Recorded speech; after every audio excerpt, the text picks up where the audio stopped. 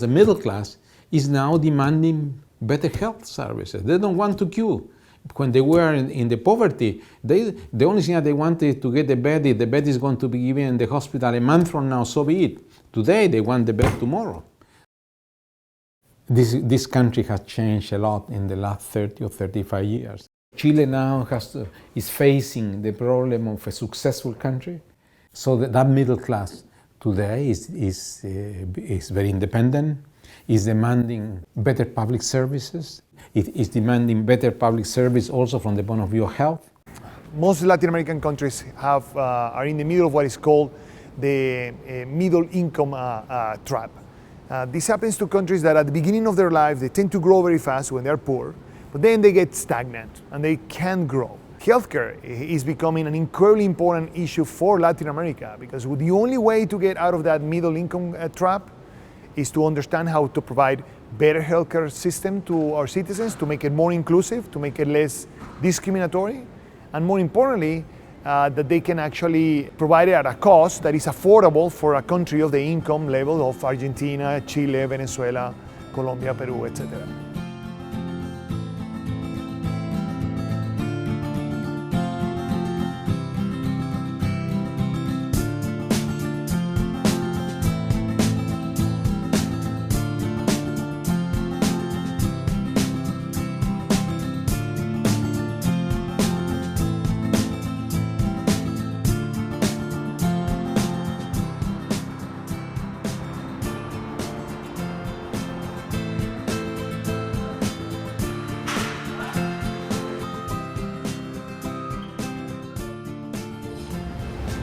I think that a great outcome of the healthcare conference in Chile would be that we raise the key issues facing the industry in terms of not only health of the patients, but also cost, transformation, and how to be more productive with, using data and analytics. La bienvenida esta mañana a nuestra conferencia de healthcare. Cuando abrimos la oficina de MIT Sloan in Latinoamérica. And I want to see more of this, and as we get bigger and bigger data sets, not just to use them for correlations, but how do you use that big data sets to generate variation that mimics a randomized trial? Research is really serendipitous. We talk about what we're interested in, other people are interested in similar things, and that's how collaborations get started. So my goal would be, one, to just have people learn about what we're doing, and second, maybe form some partnerships while we're here. Our focus right now is on harnessing the power of big data, and especially data that we can sense from the surface of the skin of regular people, to learn what is changing in their bodies that can be used to forecast changes in their health.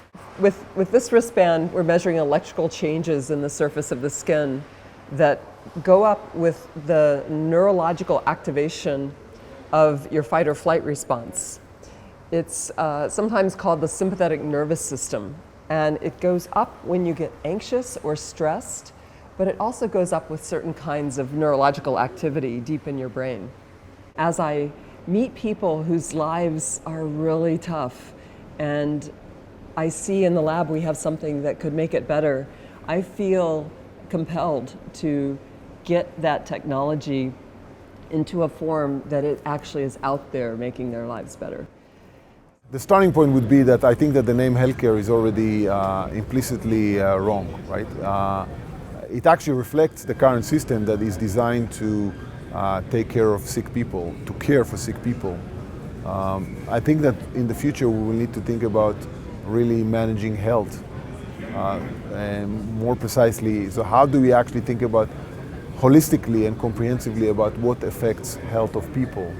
Food, education, housing, and so forth, and how do we manage those factors to keep people actually healthy rather than to care for them when they are sick. And that requires a fundamental mind shift, because it really is a long-term thinking and a long-term investments that are kind of contradictory to most of the political and corporate systems that we currently have, not only in the US but across the globe, that I think are almost by design tend to look on things in a short-sighted way. But what I think is missing in healthcare or in health is some consensus of what is the minimum level that we want to guarantee to everybody, because that's what society needs to do, both financially as well as ethically, versus what is like basically subject to choices.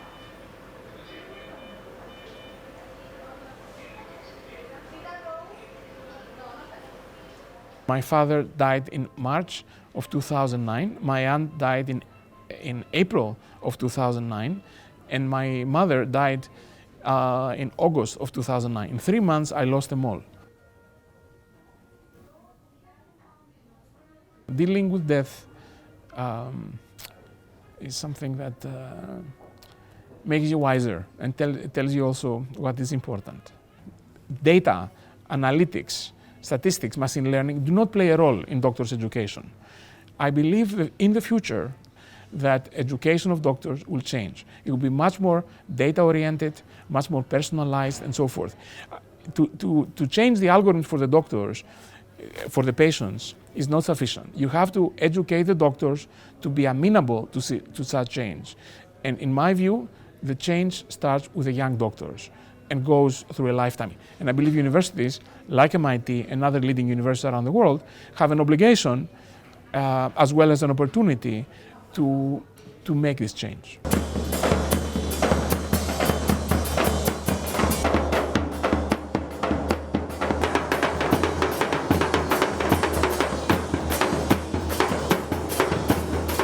Chile is a country when we see the value and we organize, we are prepared to do it. This kind of event with the concurrence of the government, the universities, the companies, and the students, and we see all the value behind these proposals, the country is prepared. And I'm sure many things will happen after this conference. I think the only way to learn about Latin America is to bring MIT here. I think the only way for Latin America to learn MIT, know about MIT, is also to get that contact, to bring them together. We want to build a better world, and to do that we know that MIT has to have stronger relationships internationally, and furthermore, that we have to get exposed internationally. We cannot continue to do our research sitting in our offices.